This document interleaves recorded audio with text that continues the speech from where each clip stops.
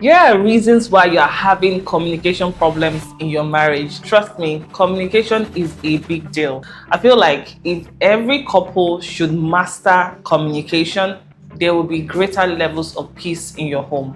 Have you ever sat across your spouse and felt like you were speaking a totally different language? Like you were both saying words, but nothing was landing. My name is Nike Folagbade, and I'm a trauma-informed family life coach and therapist, and I help individuals and couples heal from emotional trauma so you can begin to thrive in love, life, and purpose.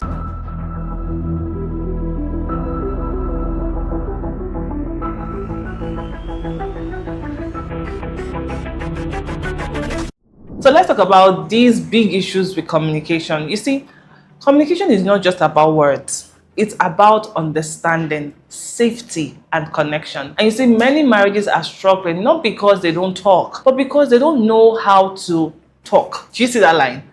Not because they don't talk, but because they don't know how to talk, right? So let's walk through some deep-rooted reasons why communication breaks down. And I want you to see which one applies to your home right now. So let's think, what's going to be the first one? Come on, you should know it. The first one is mindset. Yes, your mindset shapes your tone, your reactions, and even how you hear what your spouse is saying. Sometimes what you're hearing is different from what your spouse is saying. Their intentions completely different from what you're already assuming at that point. You see, if you grew up in a home where shouting meant authority, you might think that silence equals disrespect. If your mindset says, I must always win, then every conversation becomes a battlefield. You know, a man once told me, Coach Nike, I don't like talking too much. It makes me feel weak. Do you know that that's a mindset, not a reality? Because in marriage, communication isn't weakness. It is actually wisdom. Philippians 2:5 says, in your relationships with one another, have the same mindset as Christ Jesus had. Why? He had the mindset of humility and understanding, and that is what builds connection any day and any time. So let's look into the second one quickly. I call this expectations. Trust me, expectations can be unspoken and can also be unrealistic. And unspoken expectations are often silent destroyers of peace. You expect your partner to just know, to just guess it, to just read your mind, to read what you want, to call you first, to apologize first. You know, but you've never said it. You've never discussed it. For example, a wife once complained that her husband never helped with chores. When I asked if she had ever told him how much it weighed on her, she just shouted, "You should know!" I'm like, come on. Maybe you grew up in a home where only the women were doing it. The truth is, love doesn't read minds. Love learns to communicate needs expressly. And Ephesians 4:2-3 reminds us that we should be completely humble and gentle. Be patient, bearing with one another in love, and make every effort to keep the unity of the Spirit through the bond of peace. Now, the third one, which is a big one, I feel like everybody should learn this. It's empathy. You see, empathy is the bridge between hearts. Without this, conversations will turn into accusations. And sometimes couples don't lack words, they lack the listening capacity.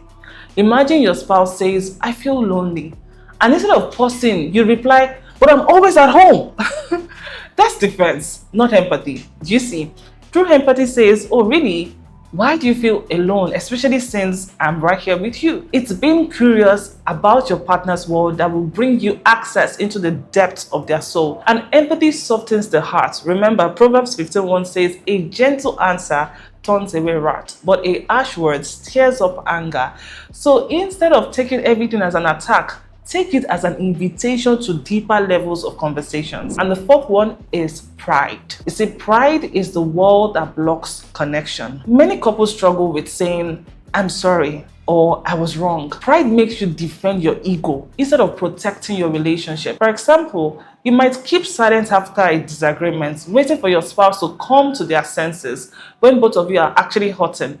But you see, silence can also become a weapon. Pride in itself creates distance faster than infidelity ever could, you know. And Proverbs 16:18 says, pride goes before destruction and a haughty spirit before a fall. So humility in marriage is not about losing. It's choosing connection, love, and vulnerability over ego. So don't be quick to just guard yourself and just bottle things up. Open up yourself to love. And if you feel like your partner doesn't deserve such, maybe it's time for you, both of you, to come for therapy. Don't you think so? And the fifth one is ignorance and secrecy. Ignorance says, I don't need help. Secrecy says, I will hide what's wrong. Both of these things, they destroy your intimacy, because marriage is not a private affair for you. It's sacred and it's meant for both of you. And there's a difference. Privacy is all about nobody should know what's happening. But when you're thinking in a more sacred way, you're saying, we'll protect what's holy. We'll seek wisdom when needed. Many marriages could have been restored if only they sought guidance early. Proverbs 11:14 says, where there is no guidance, a people falls. But in an abundance of counselors, there is going to be safety. But you can actually start somewhere. If you have noticed these patterns in your marriage, it's time for you to get equipped. My book, Untold Secret That Wreck Marriages and How to Lead Her with Love for Men, is a great way to uncover the hidden patterns and the emotional blind spots that makes communication difficult.